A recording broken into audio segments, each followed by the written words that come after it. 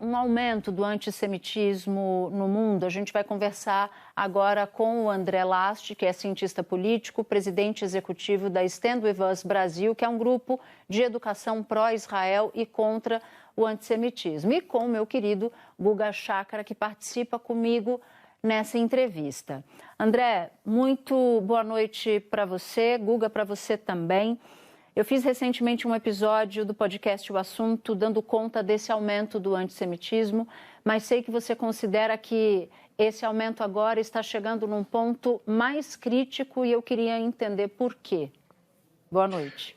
Boa noite, Natuza. Boa noite, Guga. Eu acho que o endereço estava na parede, né? Quanto mais protestos com esse tipo de discurso, que, de novo, né? A gente sempre fala que é possível protestar contra ações do governo de Israel e é possível protestar a favor de solidariedade ao povo palestino na faixa de Gaza, sem precisar fazer protestos contra a comunidade judaica, sem precisar protestar contra os direitos dos reféns israelenses na faixa de Gaza sequestrados pelo grupo terrorista Hamas. E quanto mais esses discursos saem do controle das autoridades com frases de efeito, frases de ódio, culpando a comunidade judaica por tudo que acontece no Oriente Médio, frases do tipo globalizar a intifada, que é um levante violento contra a população civil israelense, mais atos como esse vão acontecer, porque isso incentiva, isso dá gasolina e aumenta as chamas desse discurso de ódio que não acontece só nos Estados Unidos, acontece no mundo inteiro. Então a gente vai continuar vendo isso, infelizmente, enquanto as autoridades não tentarem impedir que as pessoas façam esse discurso de ódio. De novo, o discurso de ódio é uma coisa, o direito de protesto a favor de solidariedade dos palestinos é outra coisa. André, boa tarde, boa noite por estar aqui conosco.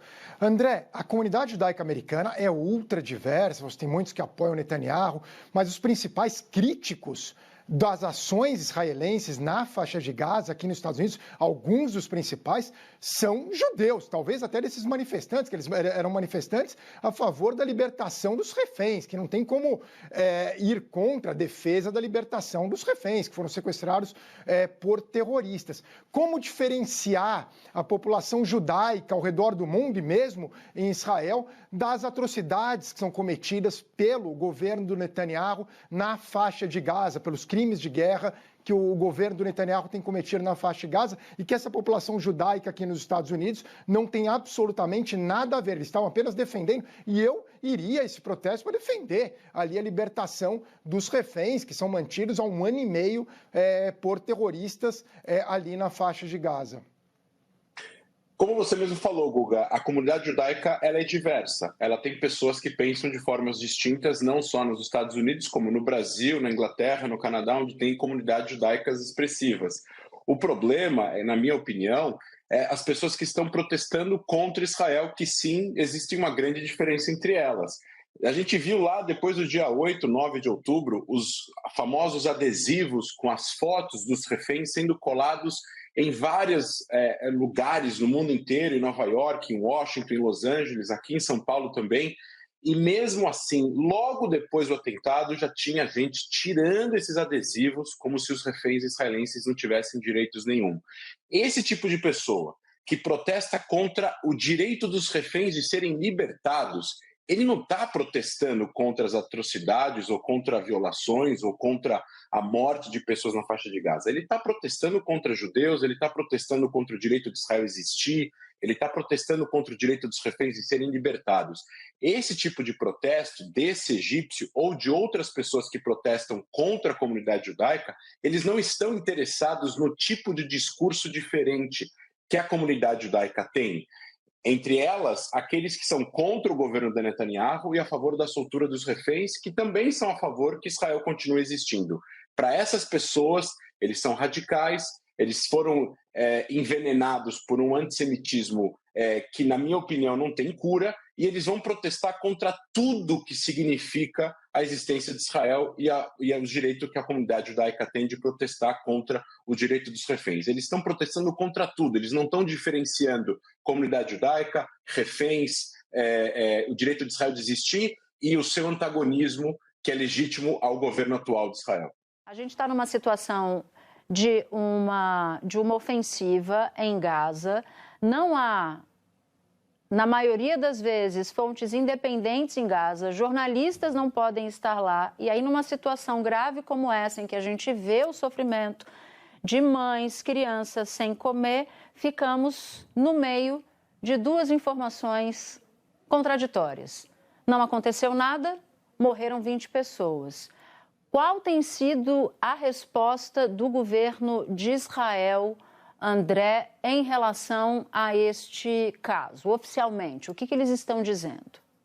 Oficialmente, o que foi divulgado na imprensa israelense, que eu tive acesso e que o Guga também acho que teve acesso, acredito eu, são vídeos que mostram homens armados atirando em população que chegou perto desse centro de distribuição. Eu acho que é importante colocar aqui um ponto.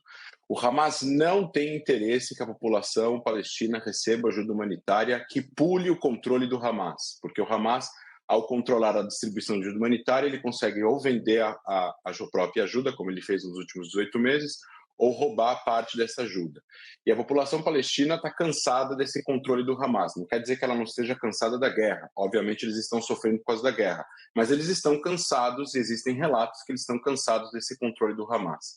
Então, ao montar esse centro de distribuições, eu vi hoje no Jornal de Israel, hoje, dia 2, de que o Hamas tentou impedir a chegada de civis palestinos que foram buscar esta ajuda humanitária.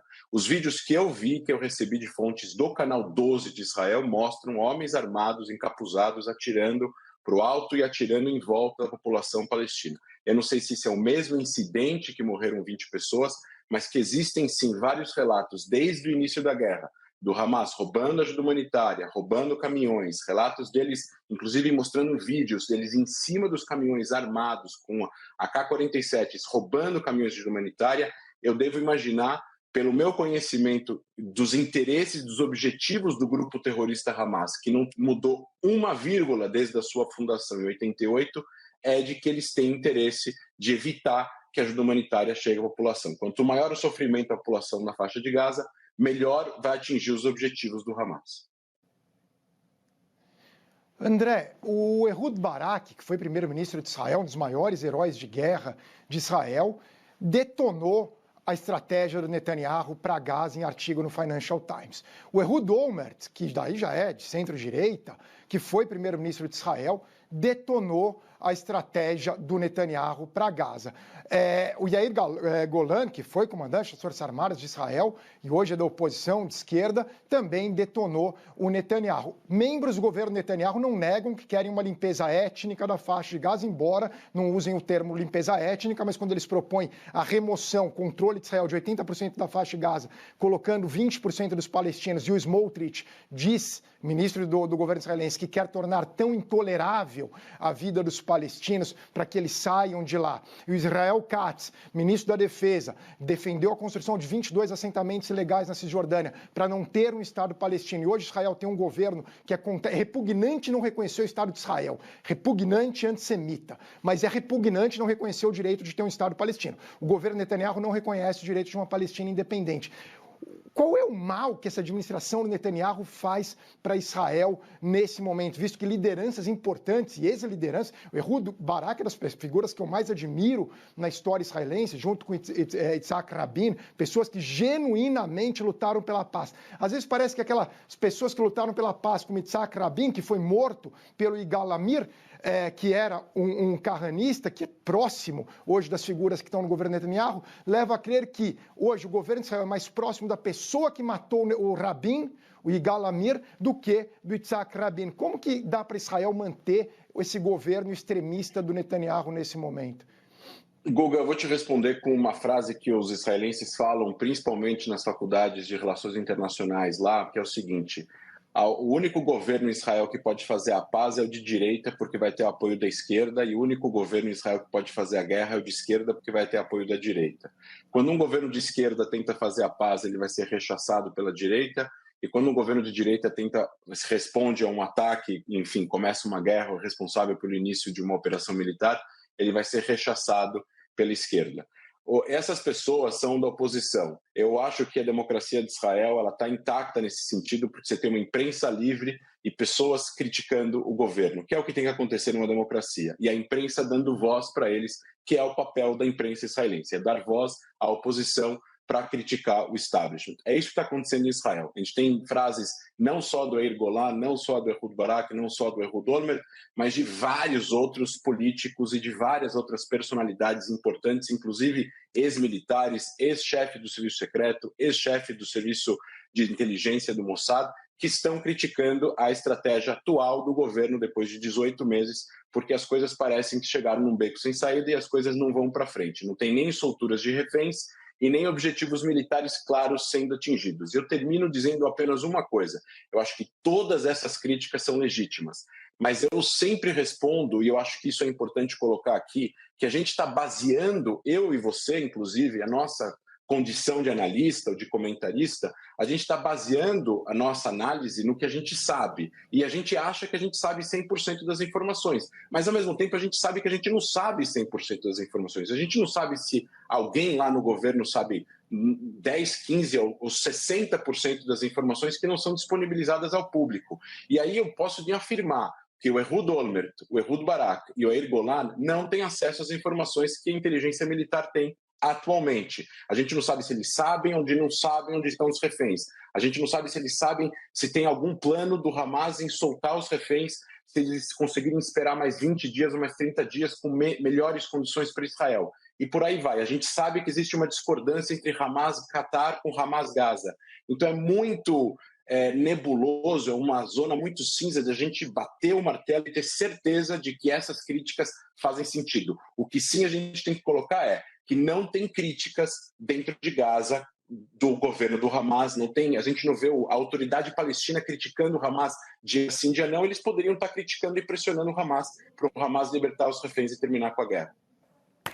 Numa situação limite, assim, salvo engano, o Philip Knightley diz que a primeira vítima numa guerra é a verdade. De fato, André, a gente não sabe de tudo e é possível que a gente saiba de muito pouco, mas o que a gente sabe já é atrocidade o suficiente. Nós vimos os israelenses sendo mortos e nós estamos vendo os palestinos sendo mortos também à torto e à direito, famintos, explodidos. Então, o pouco que a gente sabe já dá para dizer que é uma situação das mais dantescas, se não for a mais dantesca desse momento agora que a gente vive. Mas, insisto, você tem razão, sabemos menos do que deveríamos, sabemos menos do que gostaríamos, mas o que a gente sabe já é suficientemente atroz. Eu Natuza, agradeço. Posso só 20 segundos? Eu acho que é muito importante, o Guga também acho que compartilha com isso e você também.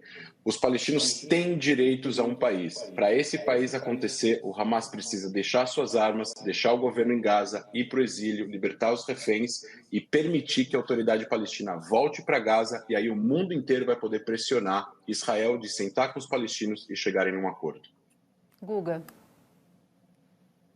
Concordo com o André, o Hamas tem que depor as armas, tem que sair do poder. O ideal era que ocorresse algo que veio ocorrendo no Líbano em relação ao Hezbollah, mas o fato é que o governo do Netanyahu não defende exatamente isso. O que o governo do Netanyahu defende abertamente é, nesse momento, a expulsão dos palestinos de Gaza e a recolonização da faixa de Gaza. Mas o ideal é o que o André disse, que o Hamas se rendesse, libertasse os reféns, Israel saísse de Gaza, entregasse para a autoridade palestina, talvez com forças de segurança do mundo árabe. Não dá para ter um país governado pelos terroristas do Hamas, isso é verdade, mas a intenção do governo Netanyahu é, nesse momento, a limpeza étnica e a recolonização da faixa de Gaza, na palavra de membros do governo do Netanyahu. Talvez não seja o que eles queiram no final, mas é o que eles dizem oficialmente. É isso mesmo, Guga. Né? André, muito obrigada por ter topado conversar com a gente. Guga, muito obrigada por também trazer luz para esse debate tão dolorido, né, para todos nós.